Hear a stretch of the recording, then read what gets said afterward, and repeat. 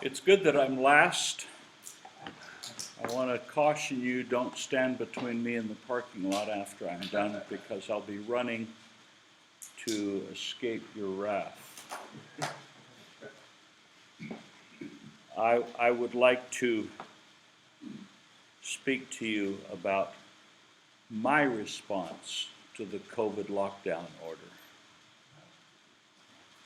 My response to the COVID lockdown order.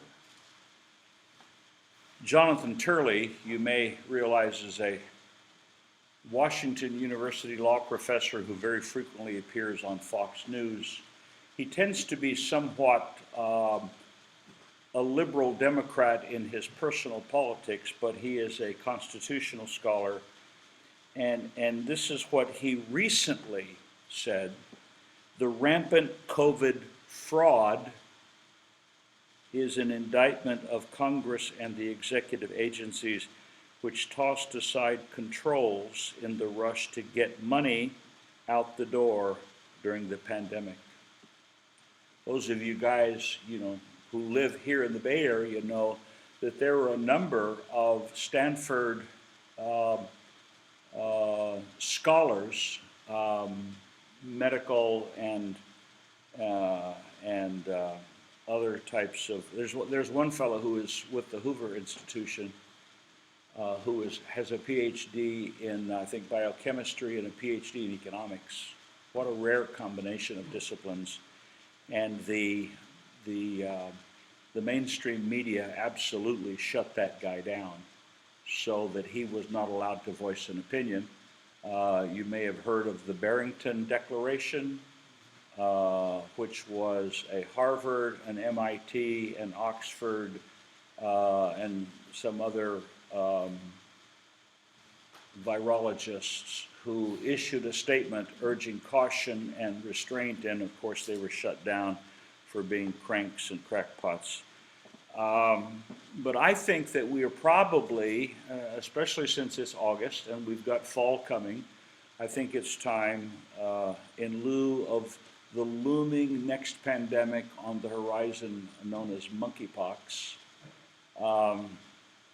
I think it's time for an after-action analysis. I've already spoken to you at this retreat about the role that debriefing plays in the military. They also, especially the U.S. military, is preeminent in the world in engaging in after actions, where after something has happened and you plan for something to happen and something happens and you react to something happening, and once it's settled down, the dust is clear, then you go back and you study what happens.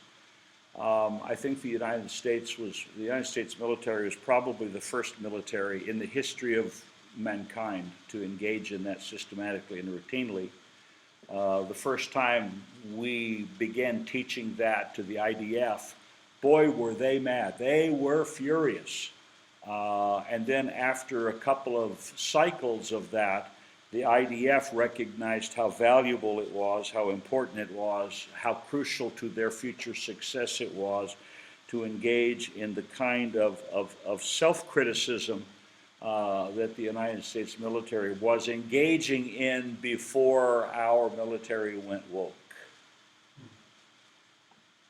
So I think it would be helpful to review my actions in response to what legal scholars admit was an illegal and unconstitutional response to COVID, and what is increasingly recognized to have been an unscientific reaction to the pandemic by people who claim they, quote, trust the science.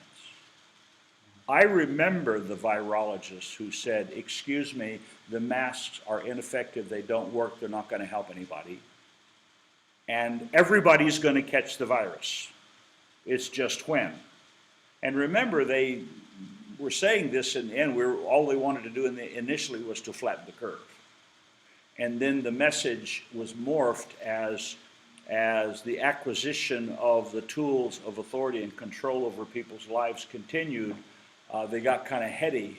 Being able to control others is is invigorating and it's intoxicating, and that's the reason so many pastors do it, is because it's intoxicating to control the lives of other people. But I'm thankful that I'm a Baptist, and I embrace a biblical model of leadership. I'm not interested in ruling like the Gentiles, but I want to talk to you about my reaction to Gentile-style rule over me.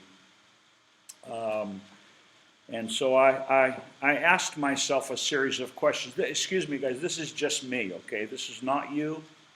I have not engaged in recrimination or criticism of pastor friends. I'm dealing with me. I did not even engage in criticism or correction of any of our congregation in response to the lockdown mandates and orders. And this is what we did. They issued the lockdown requirement in Los Angeles County, and of course we ignored it. The first thing they did was our neighbors called the police and said they're gathering, they're gathering, and there is an adult female who has violated the safe distancing space of a minor. And so the Monrovia Police Department, they rolled squad cars, man. And while our people were still in the parking lot and they had not yet gone to their cars, police cars rolled into our parking lot, and police officers walked up and started questioning people. And they walked up to this one woman and asked her, is it true that you violated the safe distancing space of a minor? And she admitted to the police officers that yes, she had indeed hugged her son. Oh, what a violation of health codes. And she was appropriately remorseful. And the police officers got back into their car, and they went back to their now cold cups of coffee. And so yeah, I'm ragging. My best friend from high school is a retired chief of police, so I'm not an anti-police officer kind of guy, but I do reflect his attitude toward law enforcement. So I ask myself some questions. These might be questions you might want to ask. If you don't want to, you don't have to, obviously, but I ask myself, since when did I have scriptural authority to cancel a biblically mandated gathering for worship? I reflected and rehearsed, and I thought, when do I have the authority to cancel services, which is to say, to tell church members not to worship? Where am I granted that authority? And I couldn't think of a place. I'm of the opinion, and I've done study on this, as you no doubt have, that there is legitimate authority. All authority derives from God. And God delegates authority, and so there are those who conduct activities and wield authority in a legitimate way, and that's derived authority. And then there's illegitimate authority. They usurp authority, and they exercise their usurped authority in an illegitimate way. And so we have both authority to do and authority not to do. And I was trying to recollect my approaching a half century of Bible study, trying to figure out where am I granted the authority to tell people to stay home. So I wrestle with that question. I also wrestle with another question. Since when did compliance to government edicts take precedence over biblical mandates? Since when? I can't think of a time when, until Constantinism came along. I appreciate very much Dr. Downing's book on ecclesiology. Boy, it's a great read. And I am not persuaded that there is ever a time when compliance to government edicts should take precedent over biblical mandates. And then I was provoked to ask of myself, since when did spiritual leaders, listen carefully, since when did spiritual leaders not weigh the cost of incarceration as integral to serving God? I think I've already mentioned that my mother called me up probably 20, 25 years ago. Just out of the clear blue, I answered the phone, and she said, "Hi, John." I said, "Hey, Mom, what's up?" She said, "Can I ask you a question?" I said, "Sure." She said, "Are you going to be arrested?" Now, my mom is, born and raised in the Holy Land, so she has a good sense of humor. But I could tell by her tone that this was a serious question. And I said, "Yes, ma'am. I certainly expect to be arrested someday." And she said, "I have one more question for you." It's okay. It's fine. She said, "Will it be for doing right or will it be for doing wrong?" I said, "Well, Mom, the plan is," because there was a time when it would have been for doing wrong. But I told her, I said, "Well, the plan is that I might get arrested someday for doing the right thing." And she said, "Okay, son, that's all I wanted to know." Now, that was an important question for my unconverted mom. She died lost, sadly. But to her, it was a very important consideration, and I am of the opinion that she was spot on that. And then I wonder from a historical perspective, because I've gotten this from some people, I've gotten this from other pastors in Southern California, but I wonder, since when did going to a Christian assembly not endanger those who were not believers? Well, if you have services, you're going to put at risk all the family members, and you're going to put at risk all of those who have fragile health, and you're going to put at risk, and I'm wondering, in the first century, when the saints gathered at night illegally, do you think any of them were ever hit with the challenge, you're putting your family at risk by going there? You're putting your family at risk by gathering? The Russian believers that met out in the forest, you don't think they had family members who told them that if you get caught out there, do you realize how that'll reflect on us? So it's always been the case that there is a hypothetical possibility, if not an actual reality, that when a believer in Jesus Christ gathers with the saints, he or she will put loved ones and family members involuntarily at risk. This is true of the house churches in China.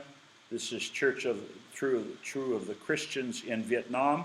This is true of the believers in India.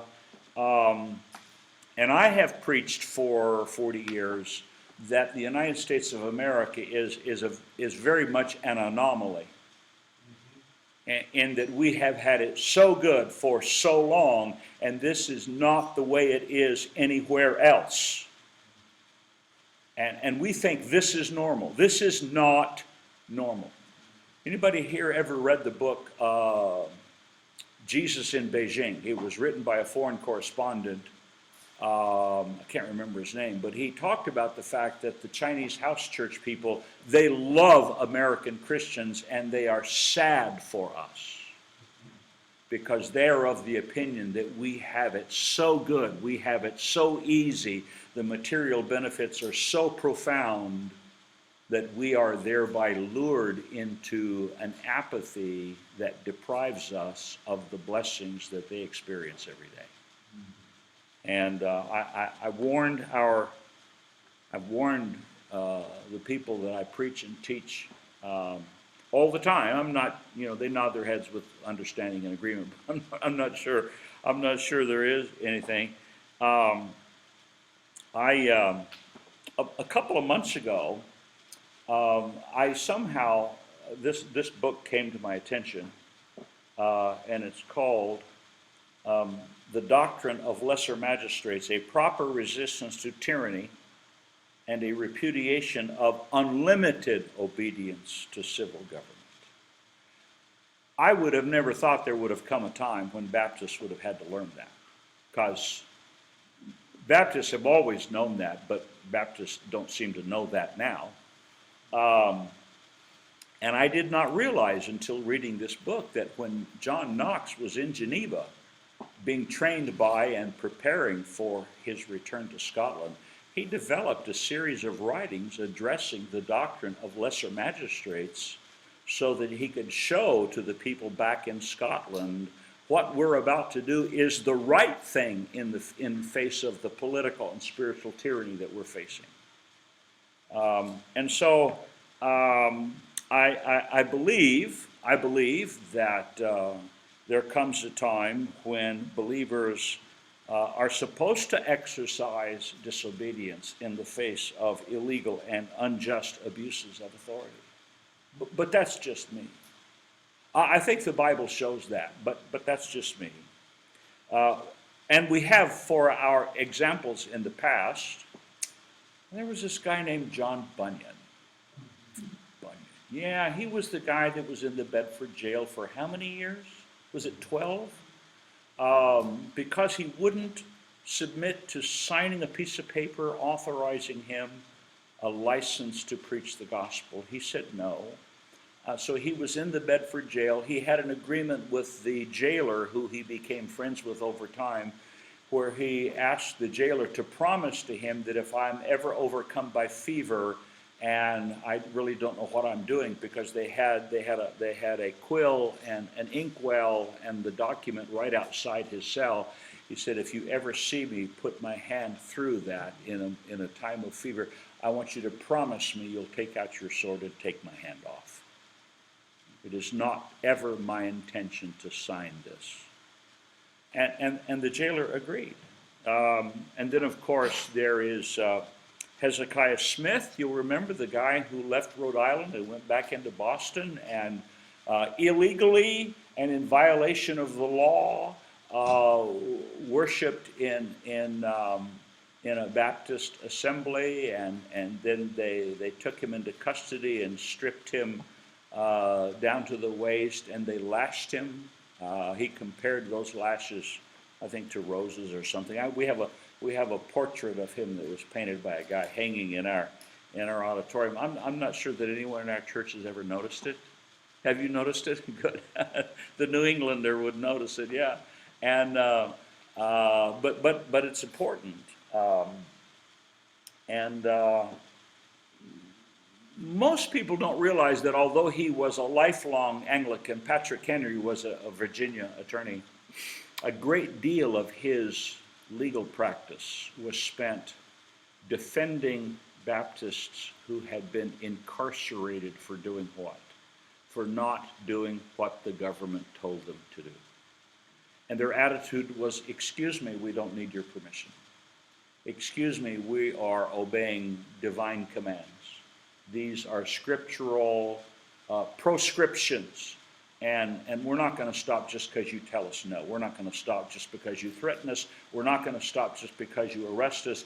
How many times do we read of men in Virginia being in jail and preaching the gospel through the cell windows, and people gathering outside the cell and hearing guys preach the gospel, 50, 60, 70 people at a time.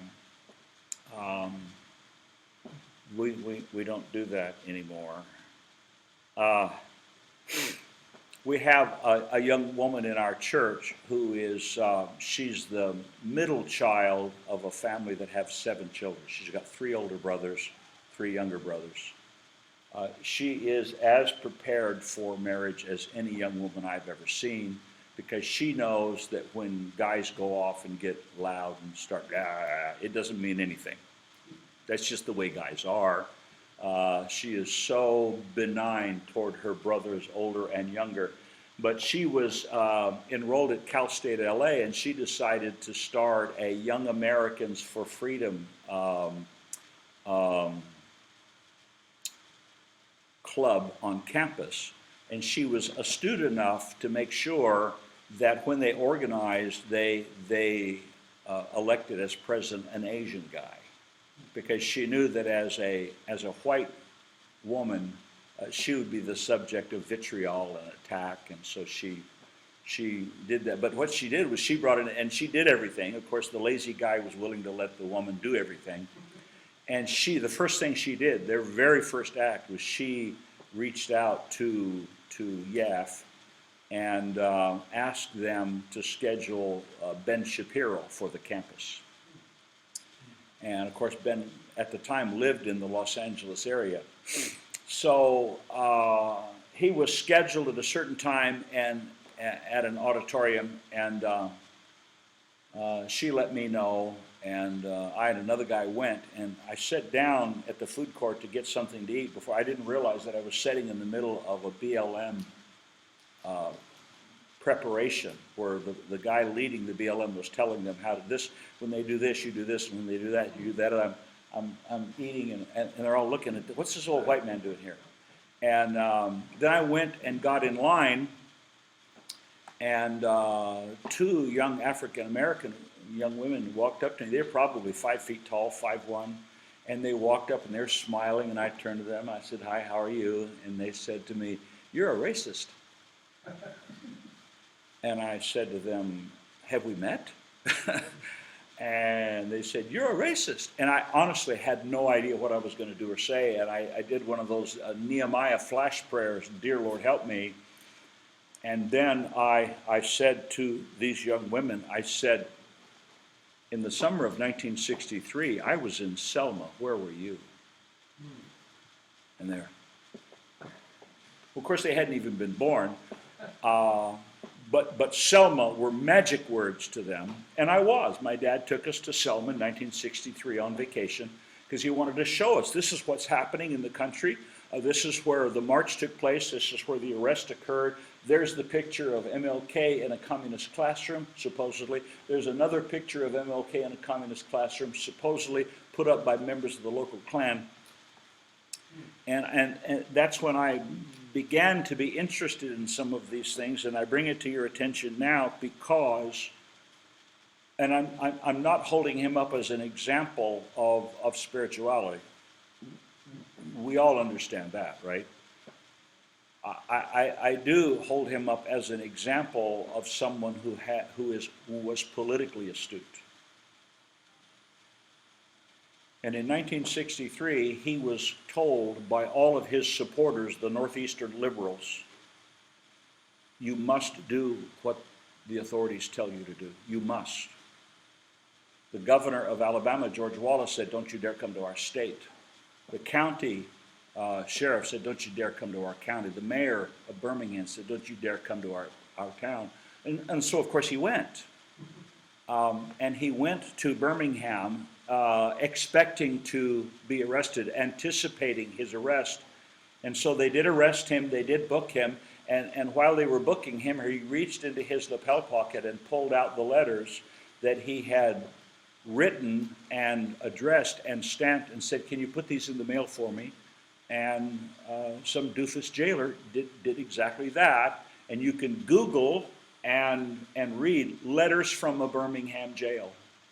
Excuse me, the letters from the Birmingham jail was what won the Civil Rights War in the United States. It wasn't the civil rights legislation. Those letters made it possible for Martin Luther King to get the moral high ground in the civil rights movement, and when those letters were received, he won. You say, okay, what does that have to do with this? That was 1963. It was 10 years later that Roe v. Wade was handed down.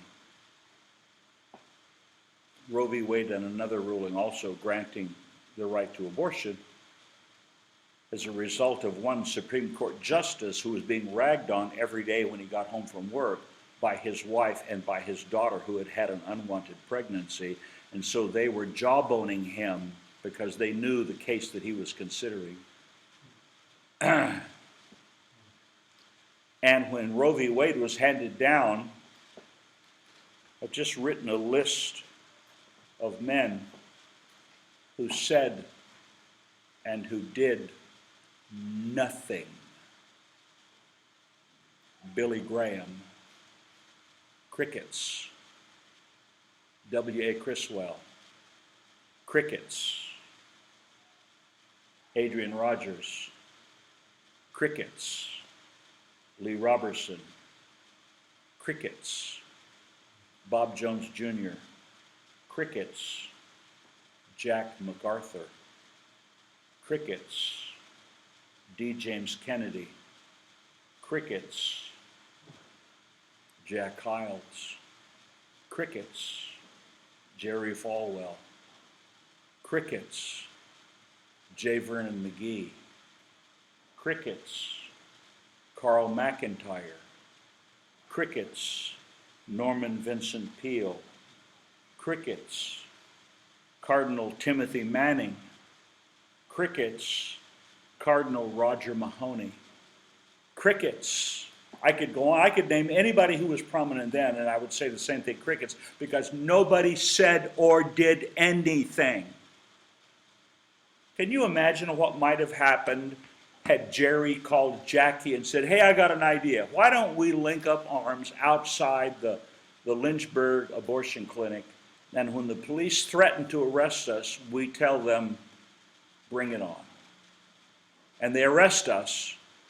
And then from the jailhouse of the Lynchburg jail, we send out our letters. What say we do that?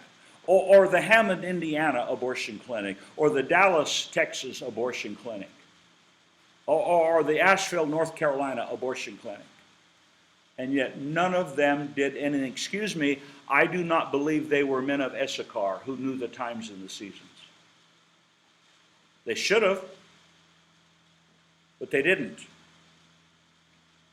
Maybe you guys will remember much, much later the court case that took place in Florida where the attorney was a guy named David Gibbs III, and he was an attorney for the parents of a young woman named Terry Schiavo. Anybody remember Terry Schiavo? I don't know what happened to her, but she ended up a complete paraplegic in a wheelchair. Her husband wanted her dead so he could marry his girlfriend after collecting the life insurance. The parents were desperately working to keep her alive. When the court ruled against the parents, and I know David Gibbs III, this is what I think he should have done. I think he should have stood in the doorway of her hospital room and said, no. And the police officer should have said, get out of the way or we'll arrest you. Bring it on. Excuse me, leftist attorneys did that all the time. Okay, the Chicago 8 guys, their attorneys, William Kunstler and those guys, they would say, here, do what you do. Conservative guys, they tend to do nothing. Professing Christians, they do nothing. So these are, in my opinion, are examples of failure by omission, failure because of fear, failure because of an unwillingness to risk all to gain all. To be subject to arrest and imprisonment. You know what Martin Luther King was willing to do that Billy Graham was not willing to do? Go to jail. Go to jail. Now, don't get me wrong. I have no interest in anyone's situation but mine. And it is my job to evaluate my situation, my personal health considerations. I have no interest in making even a comment to anyone in the church that I pastor regarding decisions they make considering their own health and welfare considerations. That's between them and God. That's not me, okay? But I grew up of a generation where I remember a guy by the name of Georgy Vins. Anybody remember him? Georgy Vins. His daddy had been an American missionary to Russia. His dad was killed by the Soviets. Georgy Vins he was born and lived his entire life in the Soviet Union, and he was a Baptist preacher who would not stop. He spent most of his entire life in the Gulag until finally someone in the Soviet Union said, oh, yeah, his dad is from the U.S. Oh, let's use that as a justification for kicking him out of the country. And he came back into the United States. Anybody remember Richard Wurmbrand in Romania? Spent 12 years in a communist prison because he would not stop preaching. Then there are Vietnamese pastors. Brother Downing knows a guy by the name of Jack Baskin, but you may not know that when Jack Baskin was a missionary in South Korea, along about 1959, 1960, he started making trips to Vietnam because he was of the opinion that Vietnam is going to be the next hot spot. So he started reaching out and establishing relationships with Vietnamese pastors, and he began preparing them for what is going to come. After the whole Vietnam thing occurred, he went back into Thailand and crossed over into North Vietnam across the Mekong River illegally and reestablished contact with the Vietnamese guys that he had trained decades ago, those who were still alive, and told them how to continue ministry even though it's against the law, even though the authorities forbid it, even though sometimes they would go into villages and line up all of the villagers and have cups of blood and make each of them drink the blood, knowing that the Christians would not drink the blood, and the Christians that didn't drink the blood would get a bullet in the head. And yet do it anyway. Okay. Lebanese pastors. I've got a friend who's a Lebanese guy who started 3 churches in Lebanon before the Israeli invasion of Lebanon under Ariel Sharon. And then after that, there's this Hezbollah civil war, and 3 of his pastors reached out to him and said, what do we do? The Hezbollah is moving through our city, and they're doing, who knows what. And my friend, his name is Ramzi, he said, well, you've got 2 choices. You can either act like a pastor or you can act like a hireling. It's your call. A hireling will leave. A pastor will shepherd his flock. All 3 of those guys stayed. None of them were harmed. And as a consequence of them staying, one guy in particular named Eli Barakat, this guy has had tremendous fruit of bringing to Christ Hezbollah fighters. And that never would have happened had he left. Wow. And then we know about the Canadian pastors that were arrested during the lockdown. Let me tell you a story and then relate to you a text someone sent to me. Several months ago, I had the opportunity of going to a very small pastor's fellowship in Santa Paula, California. So I'm a guy that hates to drive. So I drove to Ventura after some business in downtown LA, and I got an Airbnb, checked in to Airbnb, and got unpacked and got settled in. And it was relaxing, and then I went out and got some great Mexican food, and then came back into the living room of the home where I was staying to discover that the homeowners were 2 lesbian women. Had I known that ahead of time, I wouldn't have stayed there, but I'm already in. It's 10:30. Okay, Lord, what do you got? What do you got here? Anyway, I started talking to these 2 women, found out both of them were artists. One of them was an extremely successful web designer. The other one was an extremely successful art teacher, and wow, was she a good artist. And so they were a little bit suspicious of me. They know just a little bit from the Airbnb profile that I'm a Baptist pastor. They're looking at me out of the corner of their eye. Said, where are you on the lockdown? And I looked at them and what lockdown? And they smiled. I said, I don't identify with lockdowns. And then they smiled and said, what do you mean? I said, well, I I'm just a simple pastor. I just do what I do. And I'm not going to let anybody stop me from doing what I do. I just do what I do. And then they smiled. And I said, why do you ask? And they said, well, we've been looking all over Ventura County for some pastor that reads the Constitution with understanding. And so we, of course, our lifestyle, we don't go to church. We don't believe like you do. But once this lockdown started, we started looking for churches that still had services. And we've been going to church every Sunday at a church because it's the only one that has a pastor who reads the Constitution with understanding. So 2 lesbians are sitting under the gospel as a direct result. I thought that was so funny. And then 2 days ago, this text was, and it was written by someone who came to Christ like in almost a year ago, and started looking at all churches online and stuff like that. Because of the lockdown, they weren't having services. So it says, good morning, safe travels to and from where you are. I don't think I had the chance to mention to you how important it was for me in choosing a church, and not only sound doctrine, but the fact that you were open during COVID. I'm sure the pastor enjoyed that text. I recall seeing John MacArthur say they could arrest him if they wanted because he was not going to shut down church. To me, that was so significant because I thought to myself, if you don't stand for something, you will fall for anything. And I see that same boldness in you, the person she texted.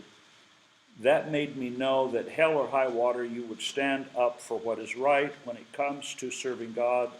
And aside from the sound doctrine, I knew I wanted to be in a church like this one with a bold pastor who's willing to go to jail for the gospel. I have a kind of hard-headed attitude when it comes to God's word, and I should, and I know being here, I would be sitting under the preaching of someone who does too. So please let those pastors know I knew I need to be in church, and the fact that you are open and stayed open is what let me know also that you fear God more than man. And this person goes on. And so that was an interesting text to receive. So this is what I did. I concluded after evaluating this that being a Baptist, I cannot in good conscience order people to do anything. I can't order people to come to church. I can invite them. I cannot order them to stay home. I don't have that kind of authority. And so I just continued to do what I did, and from time to time I would get a phone call from someone who had stopped going to church, and they would say, what would you do if I come to church? I'm not going to do anything. I'm not in law enforcement. That's not my job. And then that person would come, and then another person would call, is there somebody in the auditorium? Because we're having live streaming the whole time. I said, what makes you say that? And the person said, well, you tried to be funny, and somebody laughed. And I said, well, thank you for that. Yeah, there are people here. And so that person showed up. So I do not possess the authority to instruct believers not to gather for worship. I just don't have that. I don't have the authority to make any decisions regarding health risk decisions for anybody else. It's not my call. Or to comply with any government directive to abstain from gathered worker ministry. It's not my call. We're priests, each of us, right? And so this is what I suspect. I suspect that since the government will again do what has been done, it will again do what it has done, I'm going to resist. And I will go to jail if I have to. Somebody asked me, what do you think about John MacArthur? I said, what do you mean? Well, isn't that brave and courageous of him? I said, not really. They go, what? I said, think about it. He's what, 81, 82 years old? He's been pastoring that church for 51 years. He's got a working relationship with LAPD that every pastor in Los Angeles County would love to have. The former assistant chief, Vernon, was one of his elders. It's not like the department is against him or anything. I said, but besides, do you know what John MacArthur would call it if he were arrested and booked and jailed? The person said, what? I said, he would call it icing. Icing on the cake. What a great way to end a life. Huh? Arrested for conducting worship.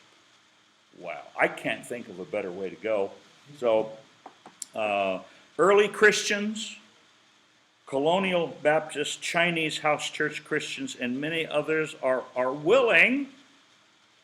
And so how can I do less? If you have an interest about whether it's scriptural to do that or not, I wish I had had this 2 years ago. It would have helped me because it was kind of gut-wrenching for me.